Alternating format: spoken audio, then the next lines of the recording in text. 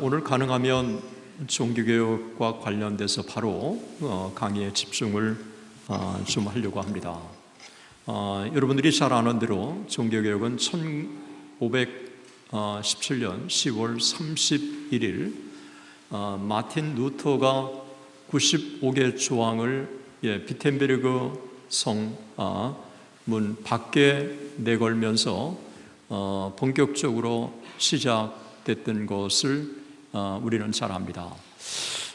그런데 여러분, 종교개혁 바로 전야만큼이나 종교적인 시대가 없었다고 하는 것입니다.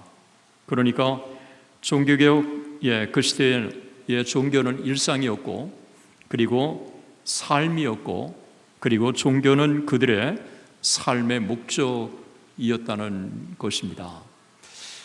당시에 얼마나 그 종교적인 시대였는가에 대해서는 많은 문헌들이 증언을 하고 있습니다. 그랬던 종교적인 시대에 그 시대만큼이나 교리적으로 윤리적으로 타락한 시대를 맞았던 시대가 없었다고 하는 것은 아이러니입니다.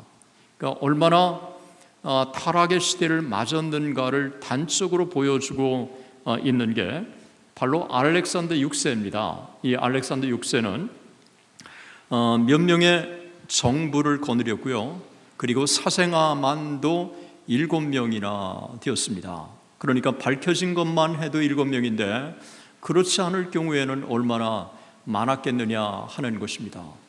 그랬던 그가 돈을 뿌려서 1492년에 교황 선거에 승리했다고 하는 것입니다. 당시에 우리 지도자들은 자질과 도덕성에 의해서 임명을 받는 시대가 아니라 그가 속한 가문, 그리고 영향력, 세력, 그리고 권력에 의해서 임명되는 그런 시대였다는 것입니다. 그 대표적인 사람이 1451년 사보이 궁에 아마테오 8세가 불과 8살 된 자기 아들을 제네바 주교로 임명한 것입니다. 이 많은 기록들을 보면 그 당시에 그 소위 수도원이라고 했을 때는 그 수도원에는 동성애자들이 정말 많았다고 하는 이 기록도 초대 그 중세 만렵의 이 종교적인 타락을 반영해주고 있습니다. 그랬던 그 시대에 우리에게 제기되는 한 가지 근본적인 질문이 있습니다. 그것은 중세가 왜 그렇게 타락했을까 하는 것입니다. 여러분, 한번 생각해 봤습니까? 그런 중세가 왜 그렇게 타락의 가도를 달렸느냐라고 하는 것입니다. 이 부분에 대해서는 옥스퍼드 대학의 교수였던 맥그레이스가 기독교 그 위험한 사상의 역사에서 왜 중세가 그렇게 타락의 가도를 달렸는지에 대해서 아주 통찰력 있는 제시를 했습니다. 그것은 중세가 그렇게 타락한 것은 사제들과 평신도가 괴리되면서 중세가 타락했다는 것입니다. 아니, 평신도와 사제가 어떻게 괴리됐다고 하는 거냐라고 얘기했을 때, 여러분, 평신도들에게는 떡만 줬지 포도주를 주지 않았습니다. 그런데 사제는 떡과 포도주를 같이 받았습니다. 그리고 당시에 성경이라고 하는 것은 사제들만 갖고 있었지 평신도들에게는 성경을 주지 않았습니다. 성경의 해석권도 교회가 있다고 해서 모든 성경의 해석권도 교회가 독점을 했습니다. 자연스럽게 이런 성찬의 차이, 성경에 대한 평신도들이 갖고 있지 않는 이와 같은 것들, 결국은 교권이 강화될 수밖에 없고요. 그리고 십자군에 나가는 사람들은 다 천국 간다고 그렇게 해놓고 천국에 간다고 하는 이 보장 때문에 훈련되지 않는 사람들이 십자군에 가지 않았습니까? 그리고 나서는 자기의 십자군에 죽고 나머지의 재산들은 수도원에 기증하겠다고 해서 수도원은 점점 더 부유하게 되고요, 이 부유한 것은 타락으로 이어질 수밖에 없었다고 하는 것입니다. 중세의 타락의 출발이 바로 사제와 평신도의 구분에서 괴리에서 시작했다고 하는 것은 아주 중요한 통찰이고요. 이 부분에 대해서 저는 깊이 공감을 합니다. 그러면 이 초대교회에 있어서의 이 중세 만렵의 이와 같은 타락에 있어서 그러면 회복의 길이 무엇일까라고 하는 것입니다. 이 회복의 길은 결국은 성경을 잘 아는 평신도에 있다고 에라스무스가 그렇게 생각한 것입니다. 그래서 많은 사람들이 1517년을 주목하는데 저는 1516년을 누구도 주목하지 않는다는 것입니다. 1516년에 에라스무스의 헬라어 성경이 출간된 겁니다. 당시에 헬라어를 아는 많은 인문주의자, 그리고 이 사람들이 성경에 대해서 상당히 많은 식견을 갖기 시작하면서 그 당시에 로마 캐토릭의 잘못된 것을 하나하나 그들이 깨닫기 시작한 것입니다.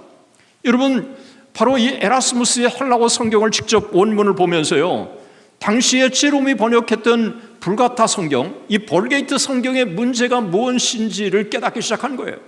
여러분, 벌게이트 성경, 불가타 성경에는요, 마태복음 4장 17절에 보면, 우리가 갖고 있는 성경에 보면 회개하라 천국이 가까웠느니라 라고 되어 있는데, 이 불가타 성경에는 뭐라고 되어 있느냐 하면 참회하라, 천국이 가까웠느니라 라고 한 것입니다.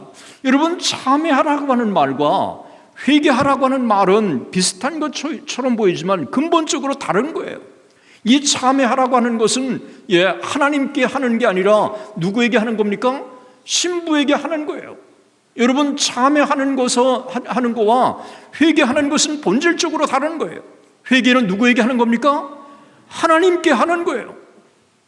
우리 주님이 회개하라 천국이 가까웠느니라라고 하는 이와 같은 성경의 헬라어에 갖고 있었던 본질적인 성경의 가르침이 참회하라 라고 바뀐 것은 로마 캐토릭의 교리에 맞게 성경을 맞췄다고 하는 이 부분인 겁니다. 그래서 에라스무스를 따르는 일련의 많은 사람들이 성경으로 돌아가자, 그 다음에 또 초대교회로 돌아가자 이러면서 현재의 시대를 조명하기 시작한 거예요.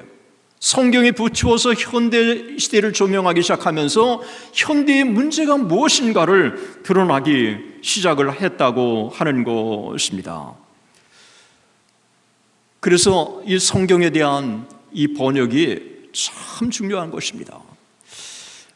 많은 사람들이 1517년만 주목합니다. 그런데 여러분, 1522년부터 1524년까지 불과 2년 동안에요, 종교개혁이 요원의 불꽃처럼 유럽을 지배하기 시작했습니다. 여러분, 1522년부터 24년 사이에 어떤 일이 있었습니까? 여러분, 1522년부터 24년 사이에 종교개혁이 가장 유럽 전역에 확산돼서요, 독일 전역뿐만 아니라 이 오스트리아 전역으로 확산되고, 그리고 2년 후인 1524년에는 유럽 전역을 지배하기 시작했습니다. 불과 2년 3년 만에 어떻게 종교개혁이 그렇게 놀랍게 유럽을 지배할 수 있었을까요? 많은 사람들이요, 1522년 9월 마틴 루터의 세프템버 테스트먼트, 마틴 루터의 신약 성경이 완간됐다고 하는 사실을 우리는 기억해야 합니다. 여러분, 신약 성경이 완간되고 나서요, 이 신약 성경의 가르침과 더불어서 종교개혁이 요원의 불길처럼 유럽을 지배하기 시작한 것입니다. 만약에 마틴 루터가 성경을 제때에 번역하지 않았다면요, 그리고 성경이 없었다면 종교개혁이 그렇게 요원의 불길처럼 확산되지 않았어요. 한국의 평양대봉운동도 1907년을 주목합니다. 그런데 1907년을 주목하면서 1906년을 주목하는 사람이 많지 않아요. 1906년에 뭐가 있었습니까? 신약 성경이 한글로 완역된 겁니다. 신약 성경이 완역됐기 때문에 마치 마른 스폰지가 물을 쫙쫙 빨아들이는 것처럼 이 하나님의 말씀이 민중들 사이에 파고들기 시작한 거예요. 그러면서 종교개혁이라고 하는 붕이라고 하는 것들이 한국의 1907년을 가능하게 만드는 것처럼 1522년에 9월 달에 세프템버 테스트먼트가 나온 다음에 불과 2년 반 만에 이 유럽 전역으로 종교개혁이 확산됐다고 하는 것이 얼마나 그렇게 목마르게 민중들이 이 하나님의 말씀에 목마랐을까요? 여러분, 마틴 루터의 성경이 출간되고 나서 불과 2년 만에 마틴 루터의 성경이 출간된 게 마틴 루터 성경 출간되기 15세기 동안에 출간된 것보다 더 많았다고 하는 것입니다. 오늘 이 시대 우리는 종교개혁을 얘기합니다.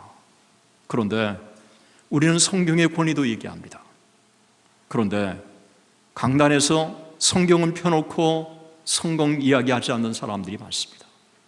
그리고 성경이 성경되게 복음을 회복하는 한국교회 강단 많지 않습니다.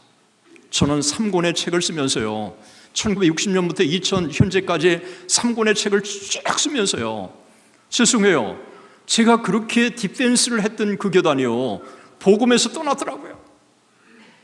저는 그 교단과 우리가 다시 교류를 나눌 수 있을까라고 하는 근본적인 질문을 제기하고요, 그리고 복음에서 떠났기 때문에 곧 그 교단이 자유화되는 것은 시간의 문제라고 하는 생각을 제가 가져봤습니다. 우리 한국교회 성경으로 돌아가야 될 줄로 믿습니다. 우리 개인들도 이 성경의 정말 절대적인 가치를 회복해야 되는 게 종교개혁이 우리에게 주는 아주 중요한 교훈 중에 하나라고 저는 생각을 합니다. 종교개혁 그 포문을 열었던 사람이 마틴 루터였습니다. 저는 우리가 잘 아는 마틴 루터, 지난 여름에 하나님께서 한국의 어떤 교단의 어떤 교회 목사님이 저보고 종교개혁 그 현장을 한번 같이 우리 교회에서 취재를 하는데 동행하지 않겠느냐. 그래서 제가 마틴 루터의 행적을 집중적으로 우리가 조명하는 게 좋겠다고 제안을 했고요. 그 입장을 받아들여서 이 마틴 루터의 이 종교개혁의 이 현장을 제가 가고요. 단순하게 가는 게 아니라 제가 가는 곳마다 편지를 보냈어요.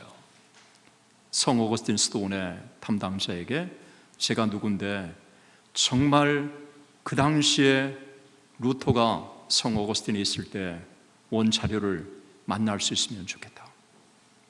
은혜를 베풀어 달라. 에르푸르트 대학의 고문서실에 제가 이메일을 보냈어요.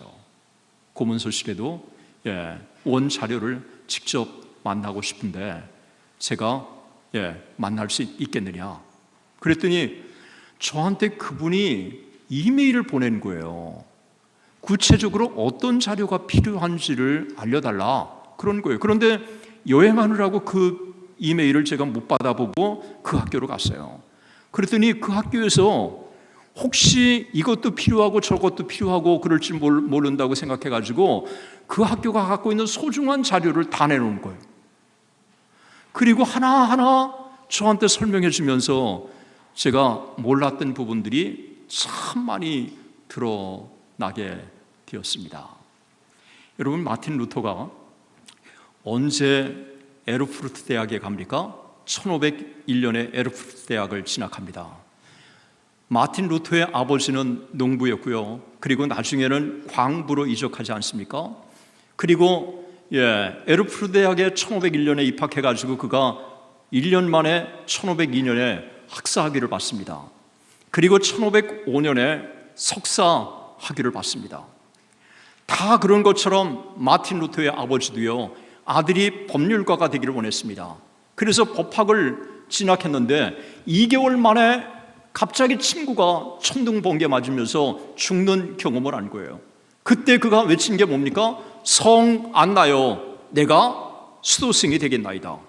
그때 서약을 하고 다른 데 가지 않고요, 에르푸르트 대학이 위치한 에르푸르트 안에 있는 성 어거스틴 수도원에 들어간 거예요. 이 성 어거스틴의 1505년에 그가 들어가서 그 성 어거스틴 수도원의 부원장이었던 요한 폰 스타우비치를 딱 만난 거예요. 이 요한 폰 스타우비치와의 만남은요, 이 루터에게는 정말 훌륭한 멘토였어요. 요한 폰 스타우비치는요, 수도승들에게 뭘 요구했느냐 하면 먼저 라틴어 성경을 반드시 읽을 것, 또 하나 이들에게 요구한 것은 정기적으로 기도를 할 것. 그런데 성 어거스틴 수도원에서요, 다른 사람보다도 마틴 루터는 정말 모범생이었어요. 그런데 이 요한 스타우비치를 통해서 하나 또 놀라운 사실을 발견하는 건 뭐냐면 하나님에 대한 이미지를 그가 새롭게 발견한 거예요. 마틴 루터가 갖고 있었던 그동안의 하나님에 대한 이미지는요, 진노하시는 하나님, 하나님의 공의의 하나님으로만 이해했어요. 그런데 이 스타우비치는 수도승들에게, 그리고 수도승의 한 사람이었던 마틴 루터에게 하나님에 대한 또 하나의 이미지를 분명히 심어준 거예요. 또 하나의 이미지가 뭐냐 하면 하나님은 사랑의 하나님이라는 거예요. 그래서 이 스타우비치는요, 실천적인 신비주의가로 널리 알려진 사람인데, 그가 쓴 책 중에 하나가 Under Love of God, 하나님의 사랑에 대해서라고 하는 책을 기술한 거예요. 그런데 이 하나님의 사랑에 대해서라고 하는 기술을 통해서요, 이 하나님의 사랑을 우리가 받아야 하나님을 사랑하고 인간을 사랑할 수 있다. 이 하나님의 사랑이 없으면 이 땅에 그리스도인의 능력의 삶을 살아갈 수 없다고 하는 사실을 이 Under Love of God에서 피력한 거예요. 그런데 그가 뭐라고 제시했느냐 하면 이 하나님의 사랑은 교회가 주는 것도 아니고 어떤 권세가 주는 것도 아니고 그리고 어떤 사람이 주는 게 아니고 이 하나님의 사랑은 성령 하나님이 주시는 것이다.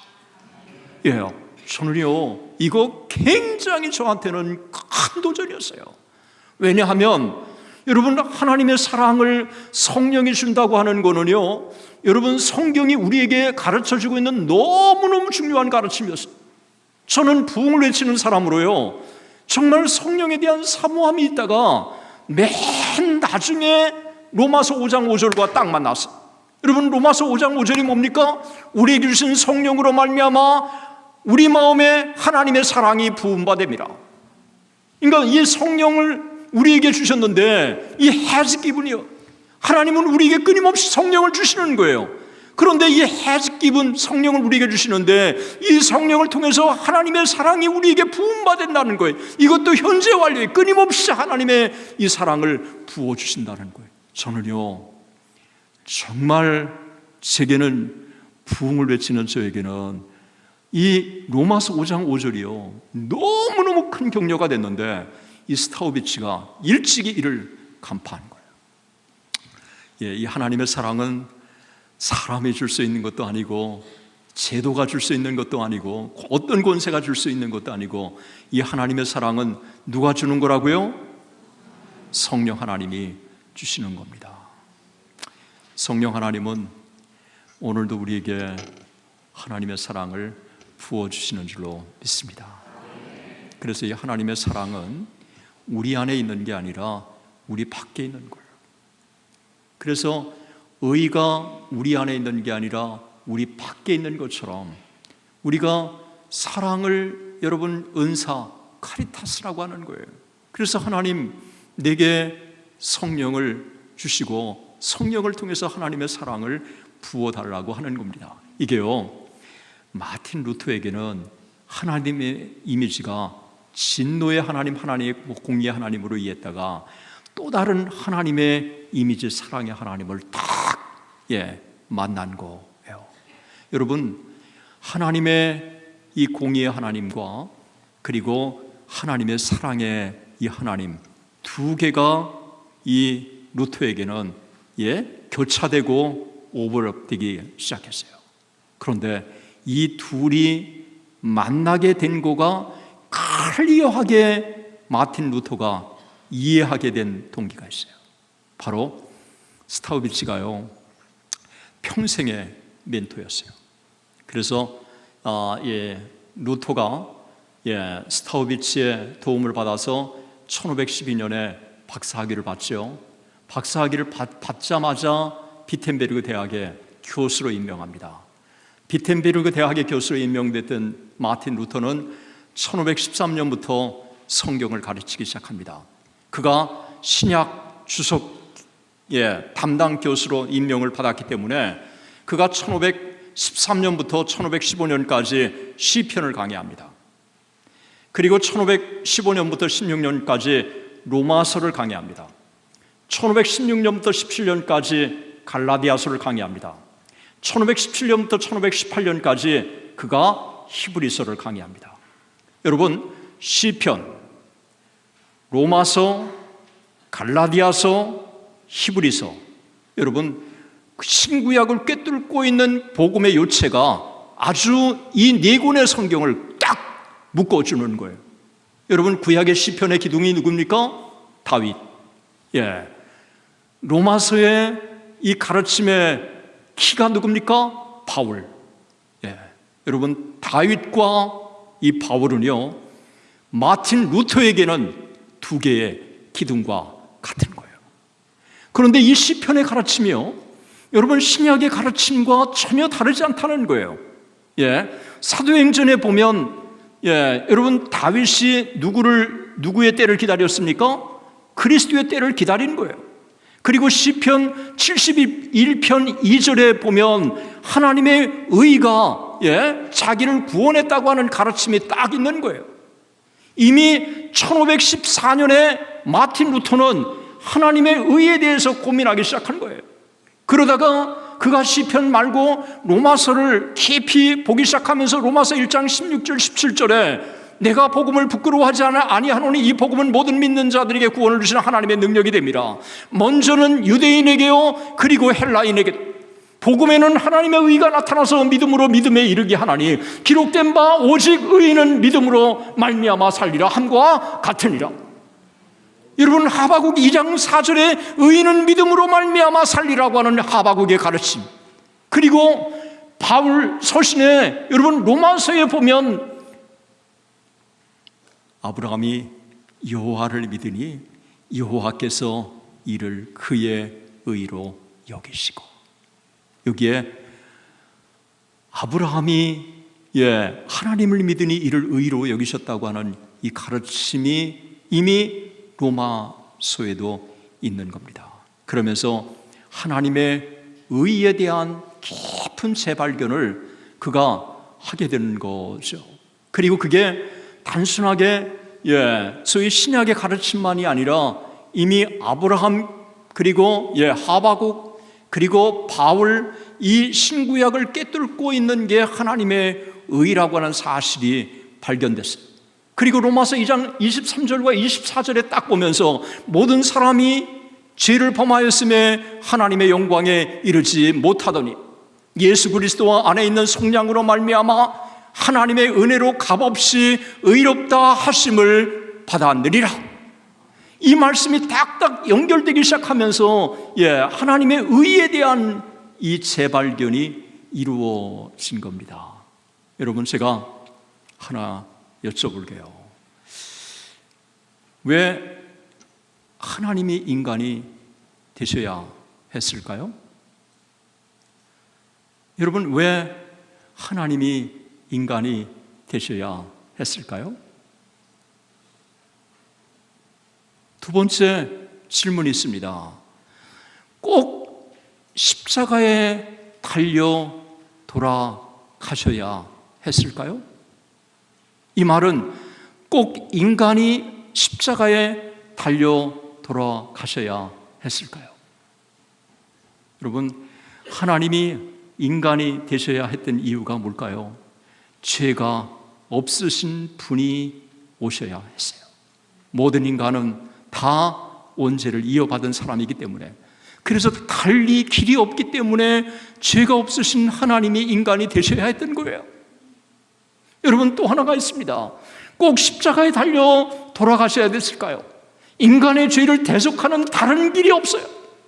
그래서 십자가 외에는 다른 길이 없기 때문에 인간이 십자가에 달려 돌아가셔야 했던 거예요. 그래서 하나님이 인간이 되셔야 됐고요, 또 인간이어야 하는 이유가 십자가의 대속을 이루시기 위해서 그러신 것입니다. 범죄한 인간이 죄를 대속하지 않고는, 대가를 지불하지 않고는 죄가 사함을 받을 수 없습니다. 그래서 하나님의 공의에 따라서는 인간은 심판을 받아야 합니다. 그런데 이 사랑의 하나님께서는 인간이 범죄했음에도 불구하고 인간을 구원하시기를 원하신단 말이에요. 그러니까 이 하나님의 공의도 만족하고 하나님의 사랑도 만족하는 길이, 달리 길이 없었던 거예요. 그래서 예수 그리스도가 이 땅에 오셔서 십자가에 달려 돌아가셔야 했던 것입니다. 하나님의 이 공의와 하나님의 사랑이 예수 그리스도 안에서 만나는 줄로 믿습니다. 이게 마틴 루터에게는 너무너무 중요한 가르침이었어요. 그러니까 이 사실을 마틴 루터가 깨달은 거예요. 이거를 믿음으로 말미암아 의롭다함을 받는다고 하는 사실이 깨달아지니까요, 자연스럽게 다른 결의들이 문제가 되지 않았습니다. 여러분, 연옥이라고 하는 게 정화 과정을 거쳐야 되는 게 아니라고 하는 사실 때문에 연옥의 결의는 잘못됐다고 하는 사실이 깨달아졌어요. 그리스도를 믿음으로 말미암아 의롭다함을 받기 때문에 고해성사라고 하는 게 잘못됐다고 하는 사실이 깨달아진 겁니다. 믿음으로 말미암아 의롭다함을 받을 수 있기 때문에 면죄부를 사야 연옥에 있는 영혼이 천국에 갈 수 있다고 하는 것도 잘못됐다는 사실이 깨달아진 거예요. 그러니까 자연스럽게 믿음으로 말미암아 의롭다함을 받는다고 하는 이 깨달음이요, 당대의 로마 캐토릭이 갖고 있었던 하나하나의 문제점이 무엇인가를 다 드러나기 시작한 것입니다. 그래서 그는 1517년 10월 31일 누구에게도 상의하지 않고, 다음 날 만성절이었기 때문에 95개 조항을 비텐베르그 성문에 딱 내건 거예요. 제가 들어오면서 입구에 보니까 여러분, 이 종교개혁에 관한 사진이 여러 장이 있더라고요. 정말 그래서 그냥 단순한 이 종교개혁의 특강이 아니라 참 교회가 종교개혁 정신을 회복하려고 하는 이 근본 취지 같은 게 제가 느껴져서 너무 감사했고요. 여러분, 비텐베르그에 딱 가면요, 제가 가면서 10년 전, 11년 전에 처음 갔는데요, 비텐베르그에 딱 가면서 흥분됐어요. 차를 가지고 운전하면서 가는 게 루터의 도시 비텐베르그, 그렇게 됐더라고요. 비텐베르그의 광장에 그대로 갔더니요, 종교개혁 당시의 광장 그대로예요. 그런데 비텐베르그 성에 95개 조항을 내건 거는요, 그 광장에서 바로 95개 조항을 볼 수 있도록 딱 한 거예요. 그러니까 이 95개 조항을 내걸었는데, 이 95개 조항을 제가 하나하나 깊이 분석을 해보니까요, 5가지로 핵심되는 게 압축이 됐어요. 1조, 2조, 21조, 32조, 36조예요. 그런데 21조, 32조, 36조가 긴데 21조, 32조, 36조의 핵심이 뭐냐고 얘기했을 때, 21조, 따라서 면죄부를 설교하는 자들이 교황의 면죄부에 의해 인간은 모든 형벌로부터 사면되며 구원받는다고 말한다면 그것은 오류에 빠져 있는 것이다. 32조, 면죄부에 의해 자신의 구원이 확실하다고 스스로 믿는 모든 사람들은 그렇게 가르치는 사람들과 함께 영원히 저주를 받을 것이다. 36조, 진정으로 회개하는 그리스도인은 그 누구든지 형벌과 죄로부터 완전한 사함을 누리게 되는데, 이는 면죄부 없이 그에게 주어진다. 여러분, 이 5가지가 제가 볼 때 핵심이에요. 그런데 이 5가지 핵심 중에서 면죄부에 대한 공격이 아주 분명하다고 하는 사실이고요. 지금 우리가 보면 뭐 별거 아니네, 여러분 그럴 수 있는지 몰라도 당시에 면죄부 공격하는 거는요, 이거는 국가에 대한 공격하고 비교할 수 없을 정도의 무서운 공격입니다. 베드로 성당을 짓기 위해서 면죄부 팔지 않았습니까? 군대를 운영하기 위해서 면죄부 팔지 않았습니까? 그러니까 당시에 면죄부를 공격하는 거는요, 반국가, 정말 로마 캐토릭에 대한 심각한 공격이나 마찬가지. 그런데 95개 조항의 면죄부를 아주 노골적으로 내걸었다고 하는 것은 이 루터가 그렇게 자기가 믿고 깨달았던 이 부분에 대해서요, 양보하고 타협할 수 없었다고 하는 겁니다. 그런데 마틴 루터에게 저는 루터의 쭉 종교개혁을 정리하면서 제가 큰 도전을 받은 게 있어요. 그거는 마틴 루터가 포문을 딱 연고로 끝난 게 아니라요, 자기의 개혁을 하나씩 책으로 저술해서 드러냈다는 거예요. 1520년에 그는 세 권의 책을 저술하죠. 독일 국민의 귀족에게 고함, 1520년 8월 달에요. 그리고 교회의 바벨론 유수, 1520년 10월 달에요. 그리고 그리스도인의 양심에 대해서, 그래서 그리스도인의 양심의 자유에 대해서는 1520년 그가 11월 달에 저술한 거예요. 제가 이 세 권의 책을 꼼꼼하게 또 봤어요. 종교교회 500주년을 맞는데 이 세 권의 그 원자료도 보지 않고 어떻게 종교개혁의 의미를 제가 이야기할 수 있을까?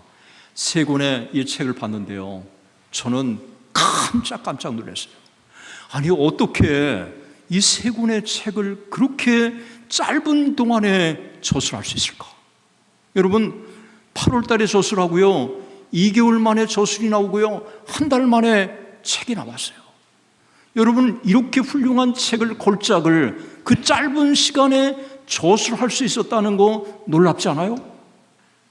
더 놀라운 사실은요, 우리가 갖고 있는 이 마틴 루터의 신약 성경이 11주 만에 완간됐다고 하는 거예요. 잠시 후에 제가 말씀드리겠습니다만 그 놀라운, 어떻게 그와 같은 집중력이 있는지요.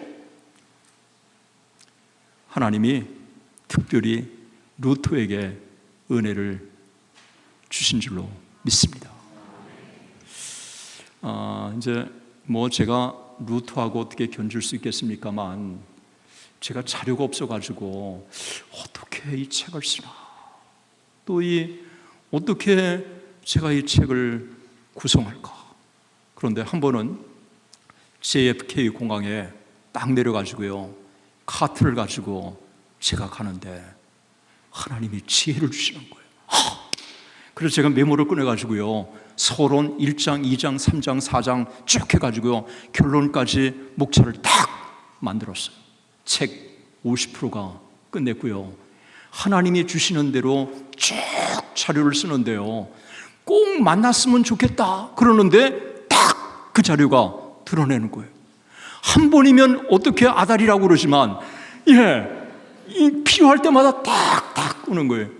그래서 이 책을 쓰는 것도 하나님이 기뻐하시는 책을 쓰면 하나님이 지혜를 주시는구나 라고 느꼈어요. 여러분, 아멘이세요? 아멘. 그래서 저는 이 책이 얼마나 많이 팔릴까, 이 책이 출판이 되면 내 이름이 얼마나 드러날까 라고 하는 것보다 정말 이 책이 하나님이 기뻐하시는 책일까, 또 한국교회에 필요한 책일까 라고 먼저 진지하게 고민을 하고요, 그 다음에 기도하고 하면 하나님이 그 다음에 딱딱 인도해 주시는 거예요.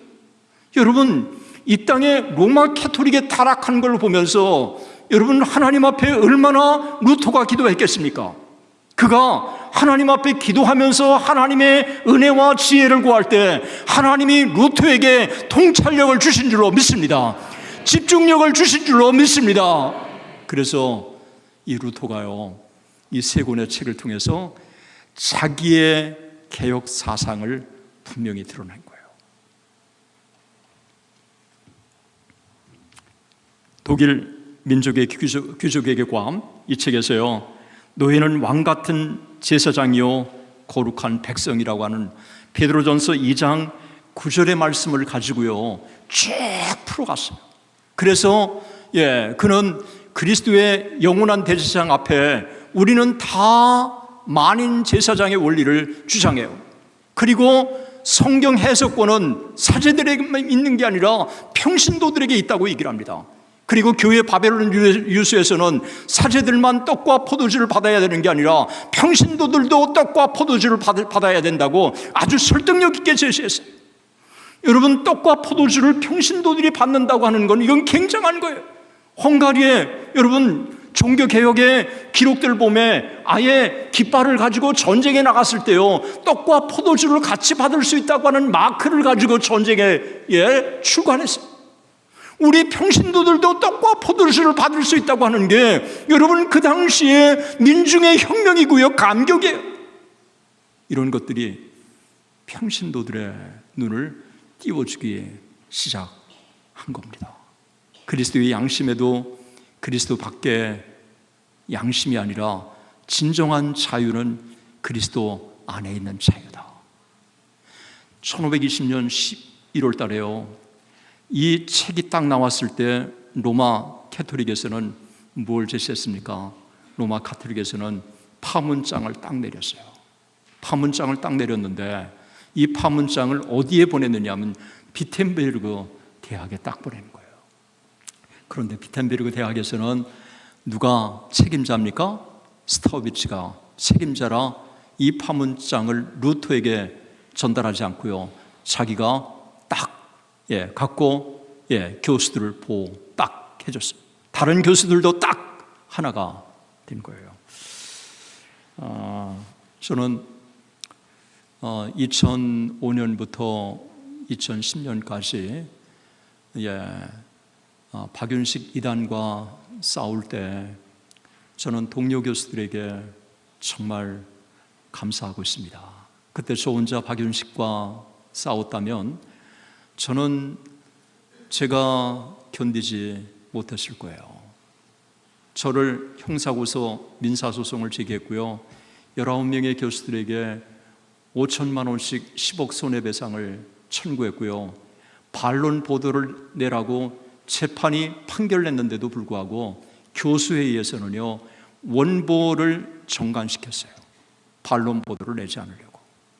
결국은 대법원에서 최종적으로 우리 교수들이 승소할 수 있도록 하나님 인도해 주셨는데 저는 생각할 때마다 하나님께 너무 감사해요.